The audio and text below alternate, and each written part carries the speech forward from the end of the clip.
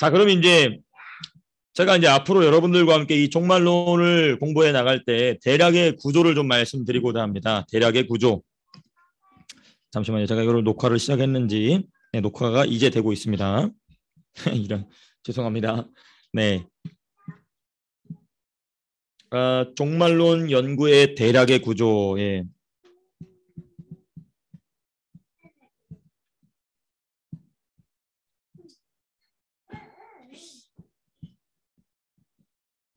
연구의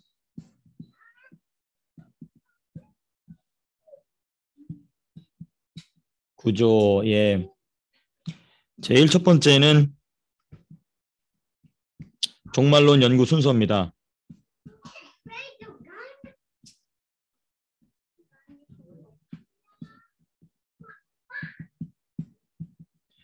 예, 연구 순서인데 여기 이제 당연히 성경을 중심이죠, 당연히. 예. 성경을 중심으로. 예. 제일 먼저 우리가 다뤄야 될 성경은 당연히 공관복음입니다.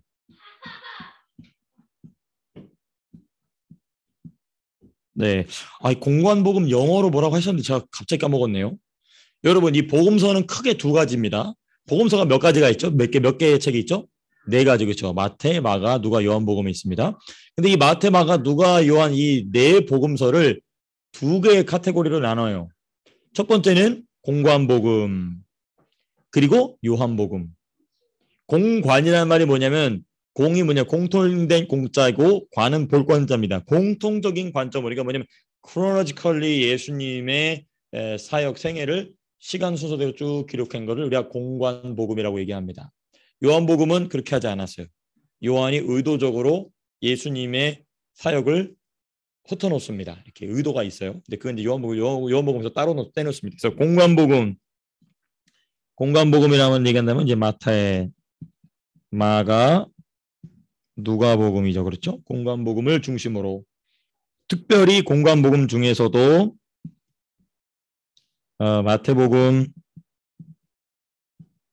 24장, 그리고 마가복음 13장, 그리고 누가복음 21장. 그래서 제가 이걸 한 달에 한 번씩 하는 이유가 여러 가지가 있습니다. 일단 제가 힘들다 하는 건 아니지만은 예. 그다음에 이제 제가 이렇게 쭉 성경 레퍼런스를 많이 드리지 않습니까? 한 달 동안 한번 쭉 읽어 보십시오. 예. 이게 무슨 얘기를 하는구나. 예. 근데 여기서 이 공관복음에서 제일 중요한, 종말론에 관한 제일 중요한 표현, 뭐 많이 있습니다만은 제일 중요한 게 뭐냐? 거룩한 곳에 선 멸망의 가증한 것.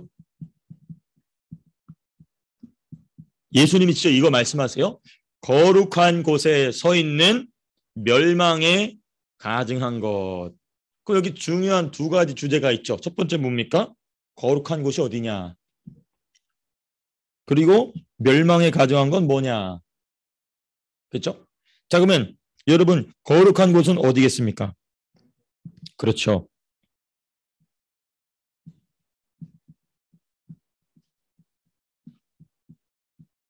거룩한 곳은 어디냐면 성전 자리입니다. 그것 특별히 어디냐면은 지성소가 위치할 자리입니다. 중에서도 제가 다 사진을 좀 보여드리고 싶고 막 그런데 하여튼 제가 이 미디어 저기가 아직은 좀 부족해서, 이 거룩한 곳은 곧 성전이 있는 위치. 거기 뭐냐면 오르난에 무슨 마당이죠? 타작마당이고, 또 아브라함이 누굴 바친 것이고 이삭을 바친 것이고, 또 야곱이 뭐 한 것이고 돌베개를 베고, 하여튼 뭐 거기에 또 야곱이 돌베개를 댄 게 아니고 어디입니까? 그렇죠. 다윗이 오르난의 타작마당을 주고 사죠. 네, 하여튼 뭐 그 어설이 다, 예, 그 지역. 근데 이제 제일 핵심은 뭐냐면 성전이 딱 지어지는 자리입니다. 그러니까 이제 솔로몬이 성전을 지었던 곳이 거룩한 곳이죠. 거긴 누가 임하시는 자리니까? 하나님 임하시는 거기 그 자리에 뭐가 있었죠? 지성소가 있고 지성소 안에는 뭐가 있죠? 법궤가 있죠. 근데 법궤가 어떻게 됐다고요? 제가 지난주 수요일에 말씀드렸네요. 그렇죠, 그렇죠. 그게 어떻게 됐다고요? 법궤가 사라져 버렸어요.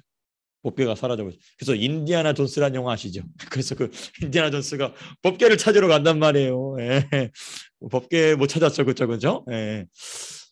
찾긴 찾았는데 엉뚱한 거. 아, 그렇군요, 그렇군요. 예. 그렇죠, 그렇죠, 그렇죠.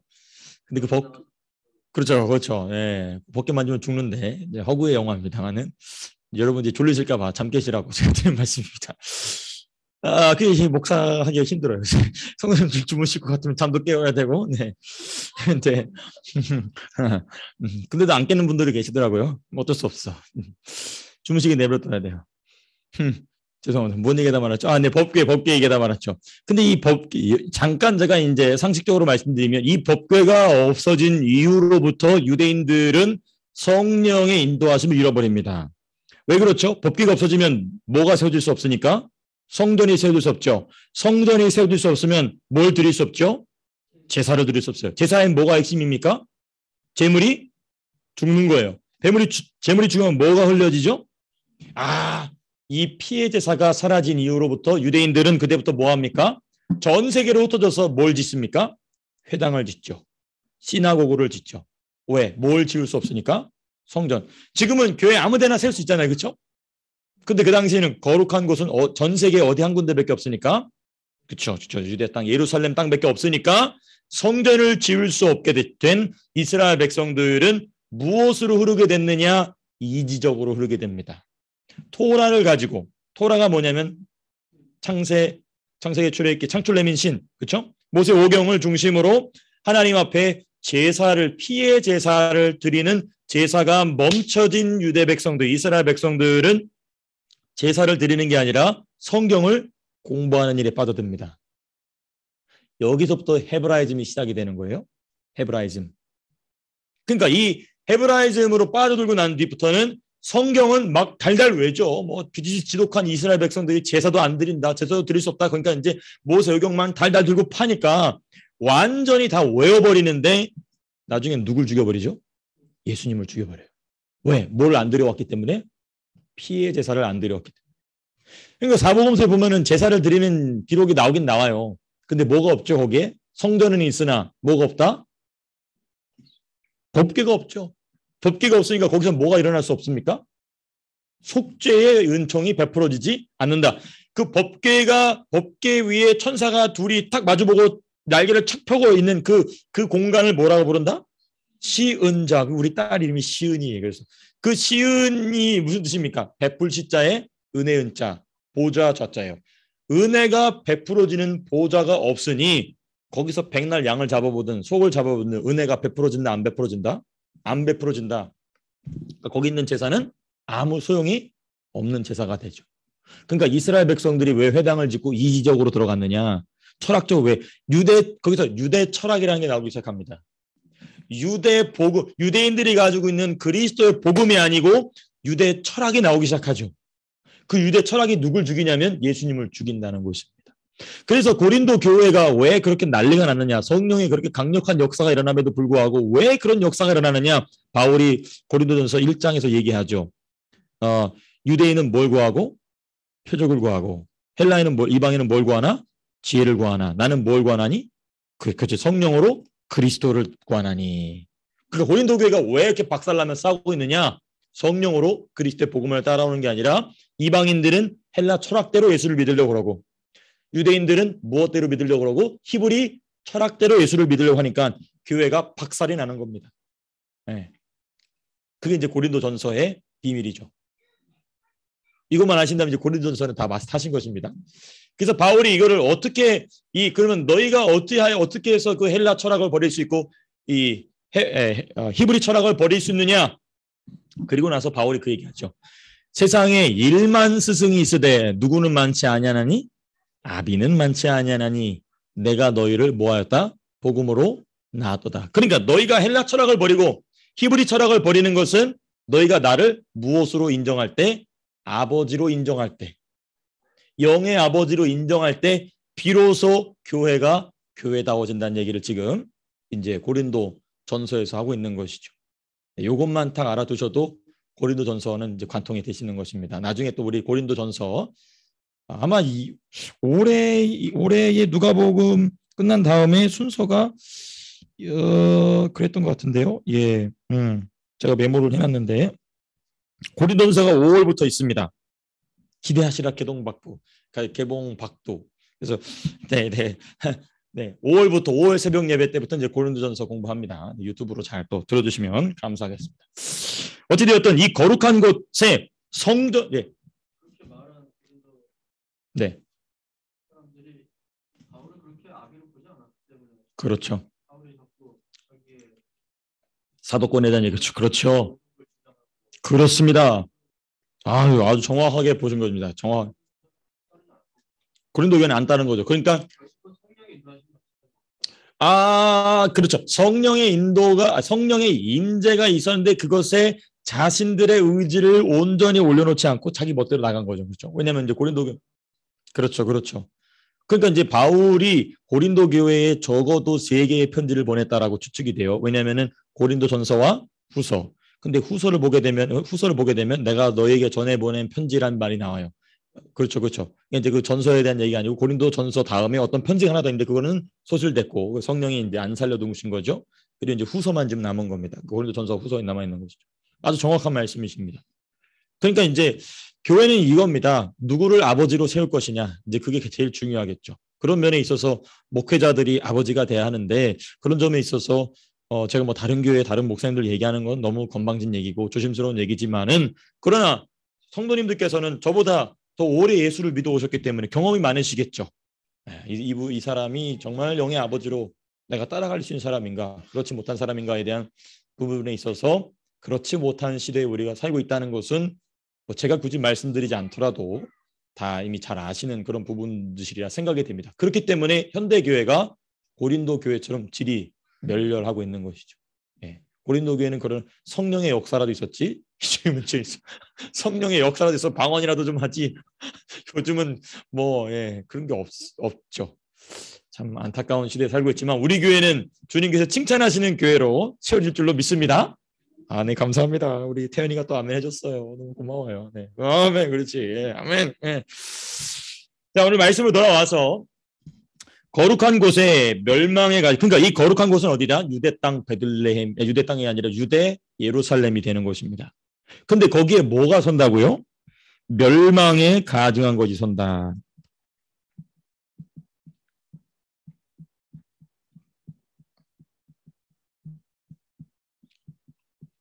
이 멸망에 가증한 것이 뭐냐면은 하나님을 대적하는 것이라는 거예요. 아주 더러운 것이다. 하나님 보시기에 아주 더러운 것이다. 그러니까 여기 이제 제가 미리 말씀드리지만은 그냥 들어놓으십시오. 아마 이해가 좀 잘 안 되실 수도 있습니다. 다음 달 또 들으시면 또 이해가 다시 이해되실 텐데, 그러니까 천년왕국이 없다라고 주장하시는 분들이 이 얘기를 하는 거예요. 야, 이거 봐라. 무슬림들이 이미 이 거룩한 곳에 뭘 세워놨냐? 자기네 이 머스크를 세워놓지 않았냐? 이거 자체가 이미 뭐다? 멸망에 가증한 것이다. 그러므로 천년왕국이란 것은 의미료적으로 존재하는 것이지 이 멸망에 가증한 건 이미 서 있다라고 얘기를 해요. 상당히 좀 일리가 있는 주장이죠. 그렇죠? 네, 근데 그러나 누가 등장하지 않았죠? 문제는 적그리스도가 등장 안 했어요. 네. 그러니까 그 적그리스도를 인정하고 싶지 않으니까 요한 1, 2, 3, 4에게 야, 적그리스도는 벌써 활동한다고 얘기하지 않느냐? 그러니까 적그리스도는 예수님을 반대하는 모든 사람을 적그리스도라고 얘기하는 거다. 맞는 말이에요. 맞는 말인데 바울은 그 적그리스도를 아주 스페시픽하게 한 퍼슨이라고 얘기하고 있어요. 어디에서? 데살로니가 후서에서.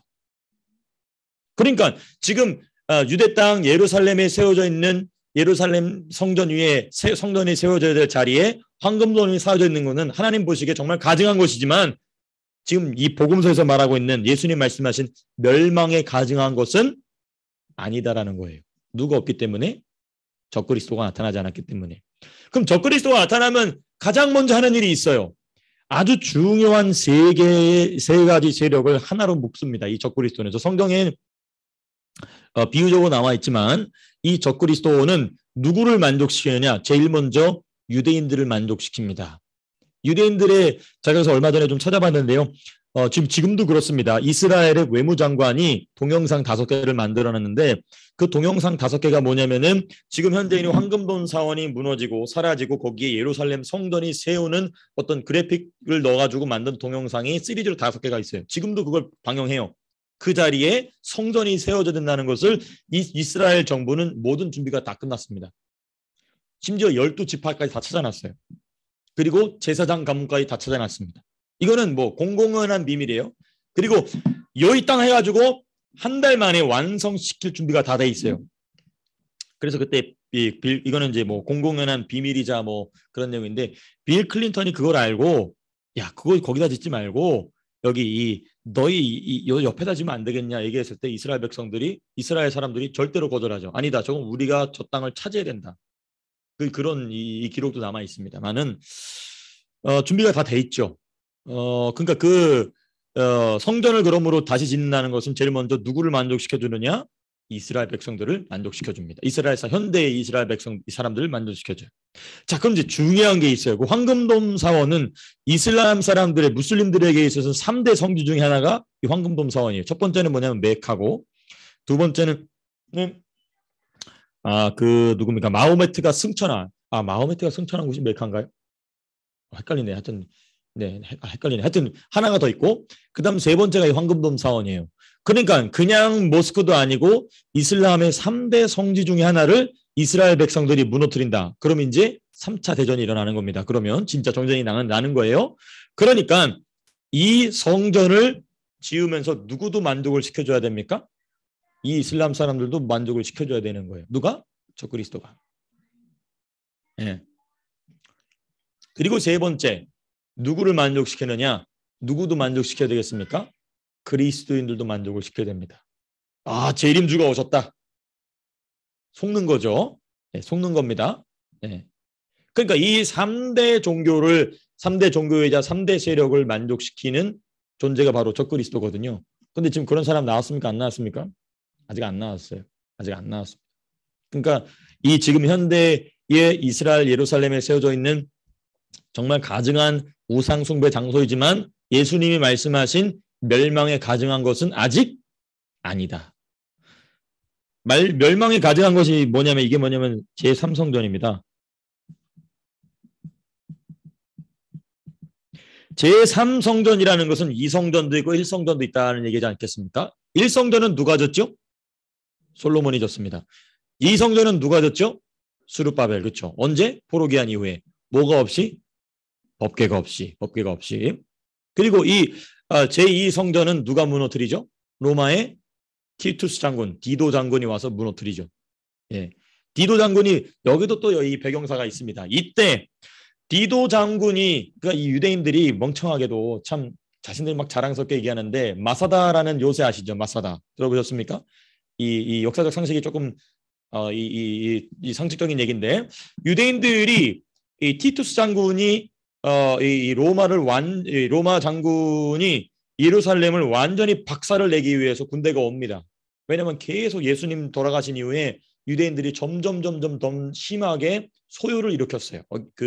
이 쿠데타 같은 걸 막 일으켰어요. 그래서 이 제국 중심에서 안 되겠다. 유대인들을 여태까지 허용해줬는데 이제는 안 되겠다. 싹 죽여버리자. 그래가지고 군대를 보냅니다. 그때 군대를 보내서 어떤 장군이 티토 장군이에요. 티투스. 한국어로는 디도라고 하는데 이 디도 장군이 와가지고 예루살렘을 완전히 박살내고 유대의 결사대가 마사다라는 요새로 들어갑니다. 마사다라는 요새로 들어가요. 근데 여기서 더 이상 자신들이 싸움에서 이길 수 없다라고 판단하고 다 뭐합니까? 자결합니다. 자기 아내도 죽이고 자기 자식들도 죽이고 그리고 자기 스스로도 자결해 죽습니다. 누가? 유대인들이. 근데 이때에 대부분의 유대인들은 이렇게 다 죽어나갔어요. 근데 이때에 죽지 않고 디도 장군의 보호를 받은 유대인들이 있습니다.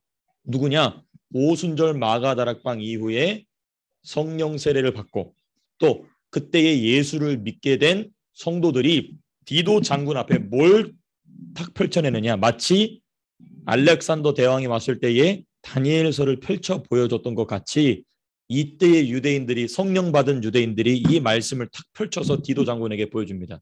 당신이 속한 이 나라는 이미 다니엘이 몇백 년 전에 예언했던 나라다. 그러니까 디도가 깜짝 놀라는 것입니다. 그리고 이 사람들을 보호해줘요. 그리고 예루살렘을 박살낸 다음에 이 사람들을 어디로 데려가냐면 로마로 데려갑니다. 로마에서 자유롭게 살게 해줘요. 그리고 디도가 나중에 뭐가 되죠? 황제가 됩니다. 이때 유대인들을 자유롭게 로마 전역에 살 수 있게 해줍니다. 그때 세워진 교회가 로마 교회가 아니겠는가라고 역사학자들은 추측하죠. 그러니까 로마의 교회에 있는 로마서를 우리가 지금 계속 수요일마다 공부하지 않습니까? 로마서를 공부해보면 그 깊이가 어마어마하게 깊죠. 왜 그럴까? 그때의 디도 장군에게 보호를 받아서 제국의 중심지인 로마로 들어가게 된 성령의 사람들인 것입니다. 그러니까 바울이 로마서에서는 성령 세례에 대한 얘기를 합니까? 안 합니까? 안 해요. 할 필요가 없어요. 왜? 이미 그거 아는 사람들인 거예요. 그걸 알고 다니엘서를 독파했던 사람들이기 때문에 이때를 따라서 하나님이 유대민족을 전 세계에 흩어놓기 위해서 장군을 보냈구나. 그러니까 싸울 필요가 없는 거예요. 누구의 뜻이니까? 하나님의 뜻이니까. 이런 일이 어디도 언제도 일어났었죠? 남유다에도 일어났었죠. 남유다에서 우리는 무조건 싸움이 됐던 사람 다 죽었어요. 근데 누구의 말을 따라서? 선지자 예레미야의 말을 따라서 우리는 항복해야 된다라고 말했던 사람은 다 살았습니다. 그 다 살아난 사람 중에 대표가 누구냐면 다니엘, 사드락, 메삭, 아벳느고죠. 이런 역사는 계속 반복이 된 것이죠. 유대 민족의 역사 가운데. 그러니까 이 그림이 좀 잡히십니까? 성경을 성령으로 관통했던 사람들은 역사 속에서 몰살당하지 않고 오히려 보호받았다. 그럼 핵심은 이거예요. 그러면 이제 신구약 성경이 완성된 저와 여러분들은 더 크게 보호받는다. 그러므로 7년 대환란에는 기독교인들이 들어간다라고 주장하시는 분들의 주장에 전 동의하지 않아요. 왜 그렇죠? 역사 속에 보니까 예레미야의 예언의 말씀을 받았던 사람들은 다 살았어요. 비록 포로로 끌려갔으나 다 살았어요. 또 비록 포로 생활 중에 있었으나 다니엘의 말을 따르고 다니엘의 영향력을 받았던 사람 다 살아서 다 귀환합니다. 헬라의 그 알렉산더 대왕이 쳐들어왔을 때 모든 민족은 다 몰살당했으나 성경책을 성령을 따라서 펼쳐보던 사람들은 다 살아났어요. 로마의 디도 장군이 왔을 때도 그와 같이 살아났습니다. 그러면 지금 우리는 어떨까요? 성경이 이제는 구약만 아니고 뭐도 있습니까? 신약 성경도 있고 그 다음에 구하는 자에게는 뭘 주신다? 좋은 것, 곧 성령을 주시기 때문에 그러므로 저는 7년 대환란에는 성도는 들어가지 않고 뭐 한다? 들림받는다. 이제 이게 더 훨씬 더 합리적이고 역사적인 이해지 않습니까? 근데 이제 이런 것들에 대한 제가 조목조목 성경적인 근거를 대서 이제 앞으로 1년간 공부해 보도록 하겠습니다. 자, 그러면 이제 이 어쨌든 원래 내용으로 좀 돌아와서 이 멸망에 가증한 것이 이렇게 세워지게 되는데 이 멸망에 가증한 것이 서야 된다. 라는 얘기를 예수님이 공관복음 세 군데에서 다 얘기하십니다. 아마 마태, 마가복음은 얘기하시나? 어쨌든 이런 뉘앙스 얘기를 공관복음, 마태, 마가, 누가복음에서 다 얘기하세요. 네. 그게 이제 어디에 나오냐면 제가 지금 말씀 기록해드린 이 마태복음 24장, 마가복음 13장, 누가복음 21장을 한번 꼭 개인적으로 집에서 읽어보시길 바랍니다. 여기에 뭐가 등장하느냐? 이게 등장하죠. 거룩한 곳에선 멸망에 가증한 것. 거룩한 곳에선 멸망에 가증한 것을 볼 때는 그때가 이제 마지막 때라는 거예요. 그때가 이제 예수님의 재림이 이제 시작이 된다는 것이죠. 근데 예수님이 이 멸망에 가증한 것에 대한 말씀을 하시면서 누구를 언급하시느냐? 누가 말한 바? 선지자 다니엘이 말한 바라고 얘기하세요. 그러니까 예수님 힌트를 주신 거예요. 예수님의 재림의 때를 어떻게 풀어갈 것인가? 제일 중요한 주제는 뭐라고요? 거룩한 곳에선 멸망에 가증한 것이다. 근데 이 거룩한 곳에선 멸망에 가증한 것을 말씀하실 때 예수님이 힌트를 주셨어요. 예수님이 재림하실 때에 대해서 공부하고 싶고 알고 싶느냐? 너희는 선지자 누가 말한 바? 다니엘이 말한 바 라고 예수님 말씀하세요. 그러니까 우리는 공관복음을 살펴본 뒤에 무엇을 당연히 살펴봐야 됩니까? 예수님 말씀을 따라 다니엘서를 봐야 된다. 예. 예.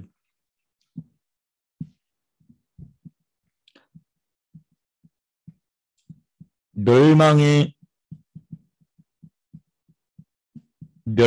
가증한 것에 대한 보다 깊이 있는 이해를 위해서 다니엘서를 공부해야 됩니다. 이러기 위해서는 뭐부터 다니엘서는 중요한 주제들이 있죠. 제일 먼저 나오는 게 무엇이냐면 느부갓네살 왕의 그렇죠?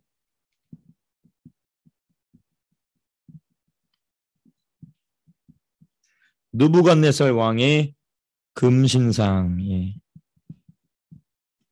그렇죠. 금신상. 꿈. 누부갓네살이 꿈꾸는데 엄청난 신상이 등장하지 않습니까? 이제 세상 역사에 대한 내용인데, 그 다음에 이제 다니엘이 직접 봅니다. 그 뭐냐면 무슨 짐승이죠? 네 짐승. 첫 번째 짐승은 뭐죠? 사자. 두 번째 짐승은 곰. 세 번째 짐승은 표범. 그리고 네 번째 짐승은 괴물이라고 얘기하고 있어요. 그냥 짐승이라고 얘기하고, 얼마나 무서운지, 사자보다도 무섭고 표범보다 무섭고 곰보다도 무서운 말로 표현할 수 없는 짐승. 그게 뭡니까? 로마 제국입니다. 네. 그 다음에 이제 순양과 수렴소. 이건 순양과 수렴소는 제가 뺄까 말까 지금 생각하고 있는데, 어쨌든 이제 순양과 숫염소에 대한 얘기, 환상을 이제 다니엘이 봅니다. 다니엘에서 보면 나와요. 자, 근데 여기까지 무슨 문제가 발생하냐면, 다니엘이 갑자기 뭘 보게 되느냐? 하나님, 이거는 전부 다 어떤 시대에 대한 얘기입니까? 전부 세상 나라들의 흥하고 망하고 있지 않습니까?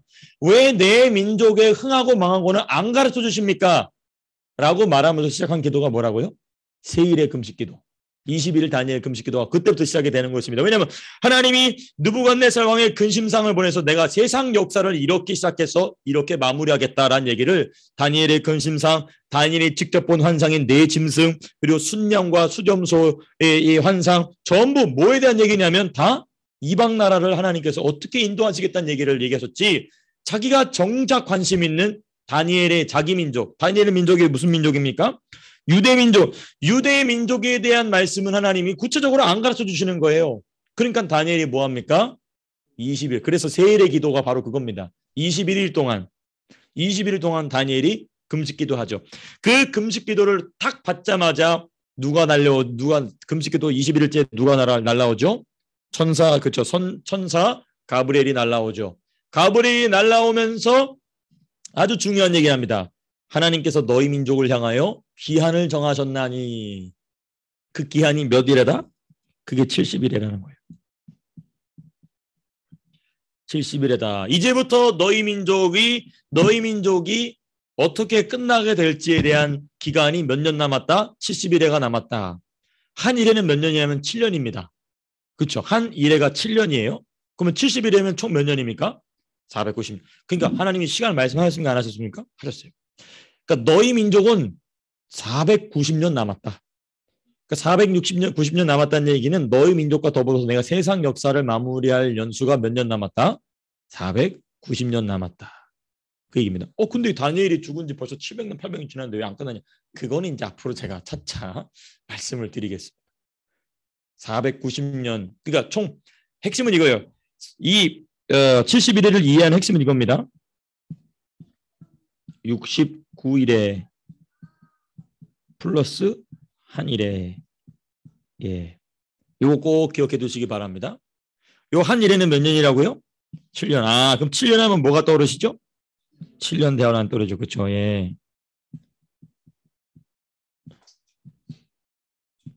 이 7년 대환란을 구체적으로 기록하고 있는 책이 무슨 책이다? 요한계시록입니다. 예, 요한계시록이. 예. 다니엘서를 우리가 이제 그렇게 공부할 생각이고요.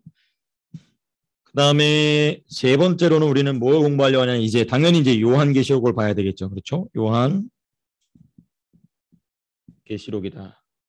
예.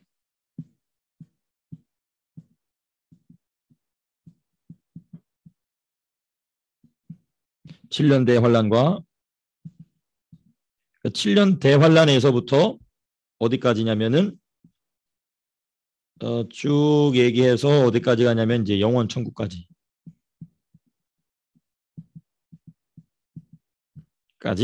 내용을 이제 계시록에서 이야기하고 있다. 예.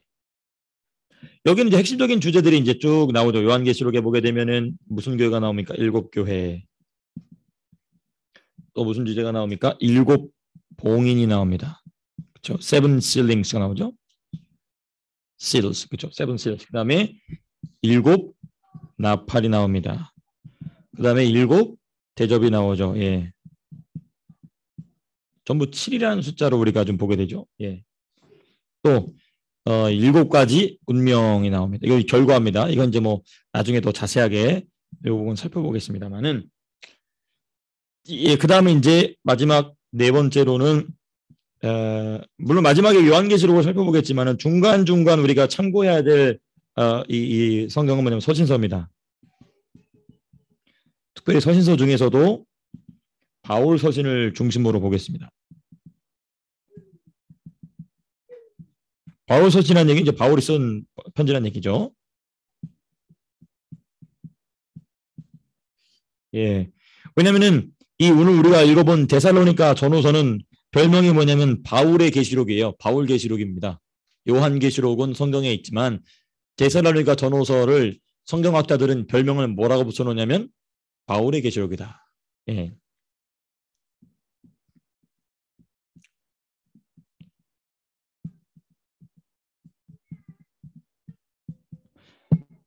예를 들면 우리 데살로니가 후서 한번 볼까요?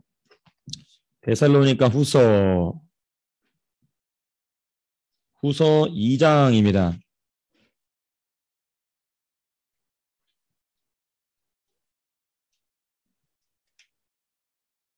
3절. 데살로니가 후서 2장 3절. 우리 벌써 새벽 시간에 한번 쭉 공부했던 내용이죠. 네, 2장 3절 같이 읽겠습니다. 시작. 누가 어떻게 하여도 너희가 미혹되지 말라. 먼저 배교하는 일이 있고 저 불법의 사람 곧 멸망의 아들이 나타나기 전에는 그날이 이르지 아니하니. 자, 지금 단수입니까? 복수입니까? 이 불법의 사람, 멸망의 아들, 단수예요? 복수예요? 저 단수예요. 한 특정한 사람이 등장한다는 것입니다. 예. 근데 그러면은 왜 요한 1, 2서에 보면은 왜 적그리스도가 벌써 나타났다고 얘기하느냐? 그게 바로 뭐냐면은 7절 보세요. 2장 7절. 시작. 불법의 비밀이 이미 활동하였으나 지금은 그것을 막는 자가 있어 그 중에서 옮겨질 때까지 하리. 이미 적그리스도의 세력은 활동하고 있다는 겁니다. 이미 활동하고 있는데 막는 자가 있다. 이 7절에 막는 자가 있어. 여기서 막는 자가 누구죠? 교회입니다. 교회. 교회가 그걸 막고 있다는 거예요. 적그리스도가 확 활기를 치지 못하도록 하나님께서 교회를 통하여서 이 불법의 아들이 불법의 비밀은 이미 활동하고 있으나 그 불법의 비밀을 이제는 완전히 드러낼 불법의 아들 멸망의 사람의 등장을 누가 막고 있다? 교회가 막고 있다는 것입니다. 그러니까 이 신약 시대를 살고 있는 이 교회가 하나님 말씀을 따라 성령 충만해야 될 이유 중 하나가 바로 이겁니다. 누굴 막기 위해? 불법의 사람의 나타남을 막기 위해. 누가 정하신 때까지? 하나님이 정하신 때까지. 종말론 공부를 해야 되는 거예요. 무엇을 막기 위해서? 불법의 사람을 막는 사명을 감당하기 위해서. 그래서 우리가 이제 데살로니가 전후서를 통하여서 종말론 연구 순서를 이렇게 좀 살펴봤고요. 마지막 부분입니다. 이제 종말론 연구 주제, 핵심 주제들 쭉 거론함으로써 오늘 공부를 좀 마치고자 하는데요. 네. 종말론 연구의 우리 에어컨을 잠깐 틀어주시면 감사하겠습니다. 감사합니다. 네, 쭉 순서별로 우리가 공부해야 될 순서별로 본다면 제일 먼저는 뭐부터 해야 되냐면 멸망에 가증한 것입니다.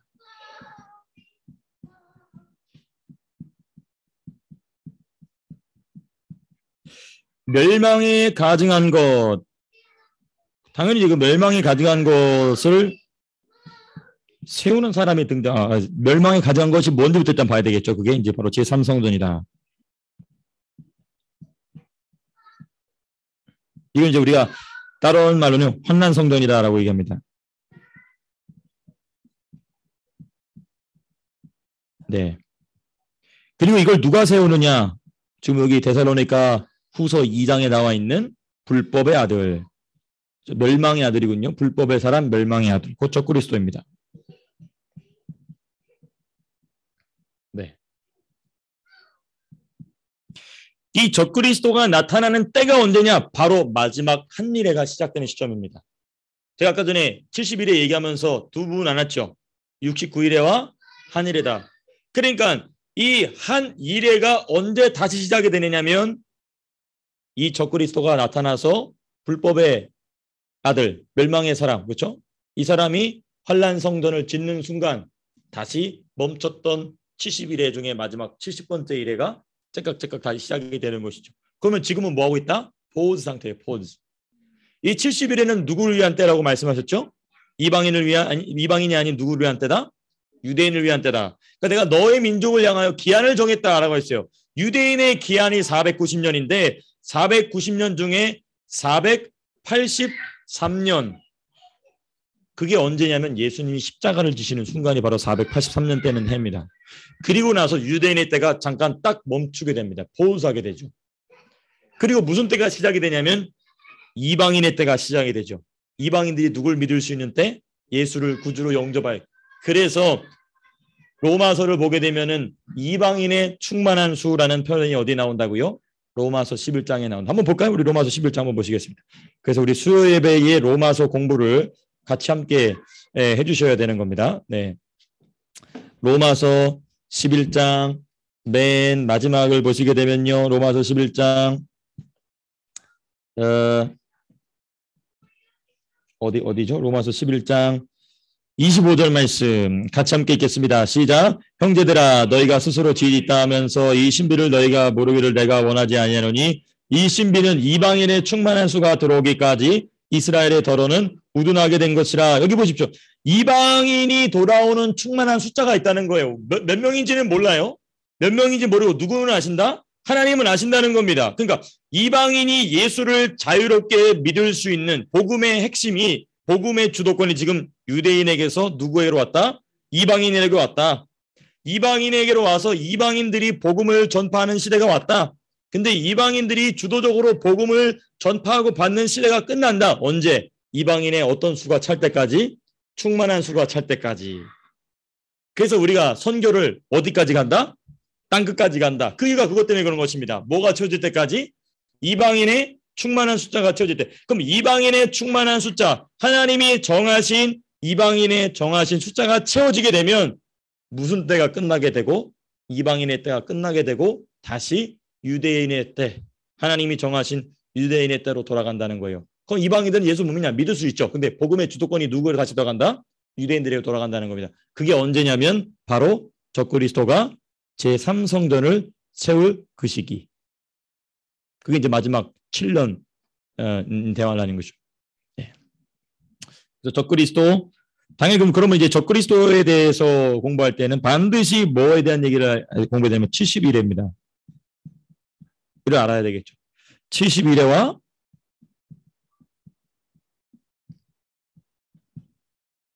예, 7년 대환란. 예. 그 7년 내내 환란 당하냐? 그건 아니에요.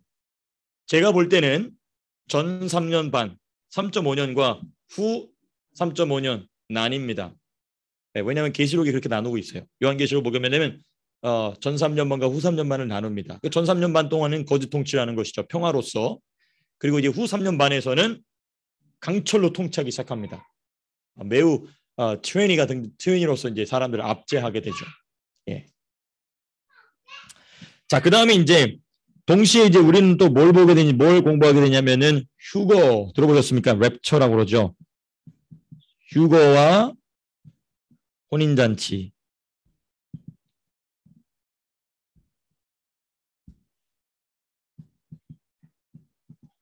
예.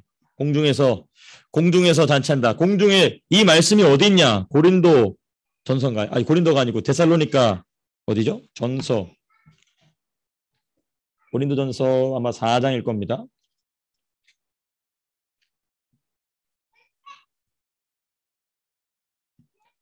고린도전서 아마 4장입니다. 4장. 예. 17절. 14절부터 읽어보시겠습니다. 시작. 우리가 예수께서 죽으셨다가 다시 살아나심을 믿을진대 이와 같이 예수 안에서 자는 자들도 하나님이 그와 함께 데리고 오시리라. 자, 이거 보십시오. 예수님이 재림하실 때 우리보다 먼저 죽은 성도들을 데리고 오신다고 얘기하시죠. 그렇죠? 15절. 그 다음에 15절 읽겠습니다. 시작. 우리가 주의 말씀으로 너희에게 이것을 말하노니 주께서 강림하실 때까지 우리 살아남아있는 자도 자는 자보다 결코 앞서지 못하리라. 그러니까 누가 먼저 부활한다? 먼저 예수 안에서 죽은 사람, 그러니까 먼저 지금 천국에 가는 사람들이 먼저 부활한다. 그렇죠? 그리고 예수님 재림하실 때 살아있는 사람들이 있을까요? 없을까요? 있죠. 예수 믿는 사람도 있겠죠. 그 다음에 부활한다는 것입니다. 그래서 16절 나오죠. 주께서 오령과 천사장의 소리와 하나님의 나팔 소리로 친히 하늘로부터 강림하시리니 그리스도 안에서 죽은 자들이 어떻게 하고 먼저 일어나고 그 다음 17절 중요합니다. 그 후에 우리 살아남은 자들도 그들과 함께 어떻게 된다고요? 구름 속으로 끌어올려 공중에서 주를 영접하게 하시리니 그리하여 우리가 항상 주와 함께 있으리라. 공중으로 간다 안 간다? 간다는 거예요. 그러니까 하나님 나라에 이미 예수 믿어서 하나님 나라에 있는 성도님들이 먼저 부활하고 예수님이 재림하실 때 그리고 그 사람들이 부활이 마치면 그 누가 이제 예수님 재림할 때 살아있는 사람들 있지 않겠습니까? 살아있는 예수 믿는 사람들 있지 않겠습니까? 그 사람들이 들림 받는다는 겁니다. 들림 받으면서 부활의 모습으로 변화되는 것이죠. 들림 받으면서 공중에서 뭐한다? 잔치한다. 그 공중에서 잔치하는 내용이 어디 기록이 돼 있다? 요한계시록에 기록이 돼 있다. 이해가 좀 되시죠? 예.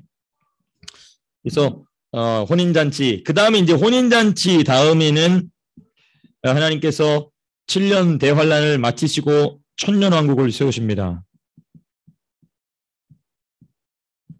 천년왕국과 새 예루살렘.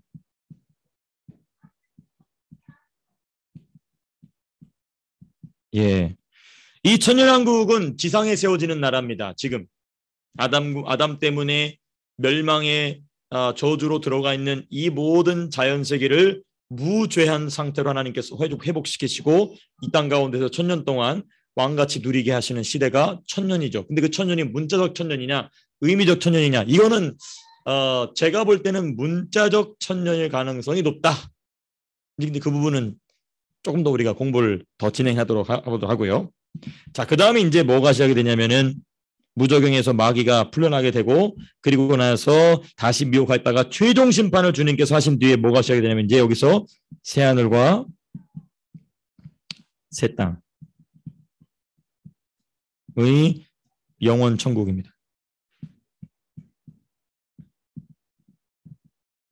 그러니까 이제 이런 부분들을 이성적으로 예수 믿는 분들은 받아들일 수가 없는 거예요. 뭘 그렇게 복잡하게 하나님 하시냐?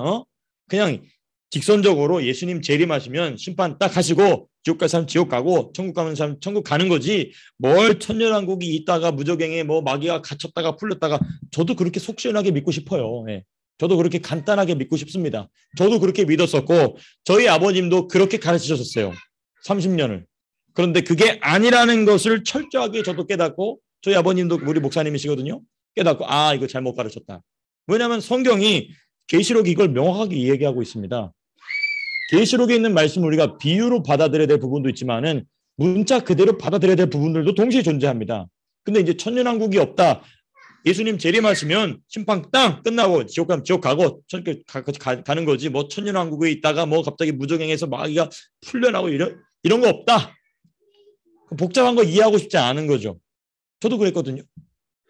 근데 성령이 주시는 조명을 따라 성경을 다시 한번 보면은요. 그렇지 않습니다. 그러니까 우리 이성적으로 그런 복잡한 과정이 있겠느냐? 그건 우리 개그맨들이 그건 네 생각이고 그런 것이죠. 그건 네 생각이고 예, 그렇게 속편하게 하면 좋겠죠. 예. 근데 성경이 그렇게 돼 있는 거 어떡하라고? 우리가 성경에 굴복을 해야 되겠죠. 그렇죠? 예. 그럼 성경이 그걸 뭐라고 얘기하고 있는지를 보자 하는 게 이제 이번 종말론 공부의 아주 중요한 의미인 것입니다.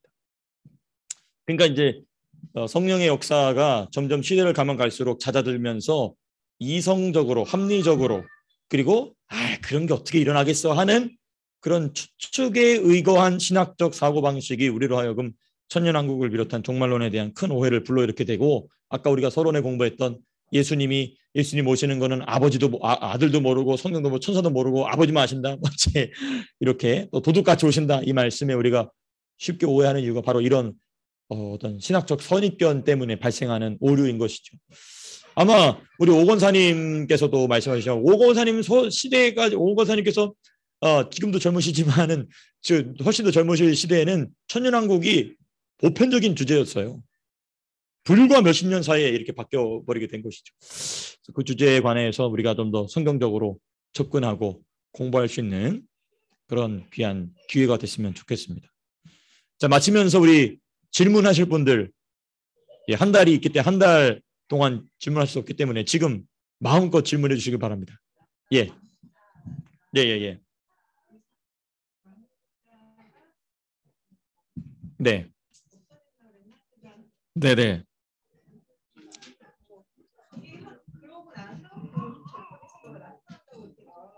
예, 예. 7절에 그렇죠. 옮겨진다고 그랬어요. 그렇죠, 그렇죠, 그렇죠. 그렇죠, 그렇죠. 그렇죠. 대환란을 겪지 않는다는 게 바로 이겁니다. 그렇죠. 생김과 적그리스도가 등장해서 이 어그리먼트를 맺어요. 이때 이걸 주도하는 사람들이 누구냐? WCC를 비롯한 이런 종교 통합주의자들에 들어가 있는 잘못된 교회들이 이걸 주도합니다. 누구의 지도를 따라? 교황의 지도를 따라. 그래서 저는 굉장한 큰 의심을 가지고 있어요. 누구에 대한 의심을 가지고 있느냐? 교황에 대한 의심을 가지고 있습니다. 지금 현재 교황 말고, 지금 현재 교황이 될 수도 있고요. 근데 그 교황 말고는 현재 기독교와도 개신교하고도 얘기하고 있고, 또 동시에 이슬람과도 얘기하고 있고, 유대교하고도 교류하고 있는 이 세상의 유일한 정치 지도자이면서 종교 지도자는 누구밖에 없습니까? 지금 현재 교황밖에 없어요. 교황밖에 없습니다. 그러니까 저는 굉장한 의구심을 가지고 있죠. 교황 말고는 이 일을 할 사람이 현재는 없습니다. 앞으로도 등장하기 어려워요. 그러므로 또 동시에 이 종교개혁자들은 전부 로마 카톨릭 교회를 적그리스도 교회라고 다 얘기했어요. 예, 뭐 루터도 그랬고 칼빈도 그랬고 다 그랬어요. 중간에 이제 신학이 타락하면서 이제 변질되면서 그런 부분 놓친 적이 있죠. 그러니까 지금 이제 우리 집사님 말씀하신 것처럼 이 적그리스도가 등장할 때가 되면 또는 적그리스도가 등장하는과 동시에 성도들은 뭐 한다? 랩처 된다. 자, 그럼 이제 이런 퀘션, 그러니까 여기서 이제 아주 중요한 퀘션 마크가 있습니다. 뭐냐? 천년왕국은 없다. 그리고 뭡니까? 지금 랩처 한국말로 뭐라고 하죠? 휴거가 뭐가 나발이가 없다. 야, 옆에서 휴거 되는데 그거 모르겠냐? 그래서 이게 굉장히 합리적인 말이죠. 그죠? 네. 제가 맞는 말을 하면 이렇게 맞는 말 한다는 이 사인이 나옵니다. 예. 예. 그러겠냐라고 얘기하거든요. 근데 예수님이 나중에 마태복음 24장 잘 읽어보십시오. 두 여인이 맷돌을 하는데 한 명은 어떻게 되고 버려둠을 당하고 한 명은 되돌아간다. 그런 일이 일어난다는 거예요. 그럼에도 불구하고 사람의 마음이 완고하여져서 뭐하지 않는다? 회개하지 않는다. 그 얘기는 뭐냐면 이미 누구에게 마음을 뺏겼다는 얘기입니까? 거짓 그리스도, 적그리스도를 그리스도로 마음이 뺏겼다는 거예요. 그런 일이 일어나겠느냐? 일어납니다. 우리 지금 동성애를 찬성하는 기독교인들 보십시오. 핏대를 올리면서 찬성합니다. 동성애자도 하나님 만들었다. 이게 믿을 수 있는 일입니까? 받아들일 수 있는 일입니까? 받아들일 수 없는 일입니까? 절대 받아들일 수 없죠. 근데 뭐합니까? 받아들이죠. 그러니까 또 있어요. 노아가 이거 이제 다 비유예요. 이게 다 역사적 사실임 동시에 비유입니다. 노아가 방주를 막 지어요. 그리고 그 당시에는 비가 내리는 거를 압니까? 모릅니까? 몰라요. 비 내린다는 자체가 개념이 없던 시대예요. 노아 시대 때는. 왜냐하면 노아 시대 때는 하늘에 물띠가 있고 땅에서 습기가 올라왔기 때문에 비가 내리지 않아도 땅이 옥토였어요. 그렇죠? 그렇기 때문에 비가 내린다는 것 자체를 모르는 시대입니다. 근데 노아가 비가 내린다고 그러니까 저 노인이 돌았구나. 그리고 산 위에다가 어마어마한 배를 지어요. 자, 그러면 사람들에게 있어서는 이게 엄청난 증거죠. 저 뭔 일이 일어나고 있구나. 근데 거기서 들어가는 사람 몇 명이었죠? 10명도 안, 18명인가요? 10명도 안 됩니다. 전 인구 중에 몇 명 들어갔어요? 8명. 이게 바로 우리가 예수님 재림할 때 일어나는 거예요. 그러니까 예수님 그래서 뭐라고 말씀하셨죠? 말세 뭘 보겠느냐? 믿음을 보겠느냐?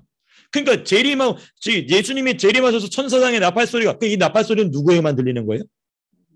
믿는 자에게만 들리는 거예요. 혹 믿지 않는 자가 들린다 하더라도 뭐와 같냐면 이것도 다 역사적 사실이란 비유입니다. 예수님이 다메섹 도상에서 예수 믿는 사람을 잡아 죽이려는 사울에게 뭐 하시죠? 말씀하시죠. 그때 누구만 들립니까? 사울에게만 들려요.